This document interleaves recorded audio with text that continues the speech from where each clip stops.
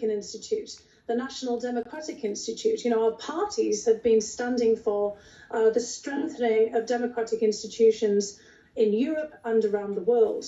And now suddenly, you know, people are seeing individuals like Tucker Carlson from Fox News going to Hungary, part of the old Eastern Bloc, looking for ideas of how to implement illiberal democratic institutions and practices in the United States.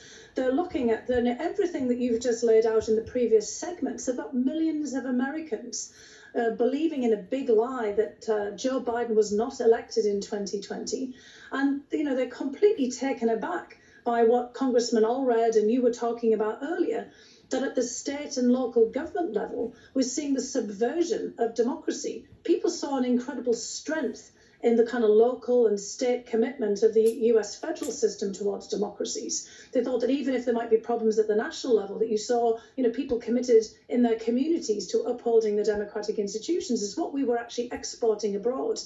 And now we seem to be exporting not just the chaos that the Canadians are worried about, because they're actually worried about refugees, political refugees going across the border. I've talked to Canadian friends and, you know, we're joking about, you know, how many millions of Americans are going to be lined up at the border, you know, kind of coming in 2024, for example. And that's just not a funny prospect at all. But people are seriously worried about what's happened to the United States.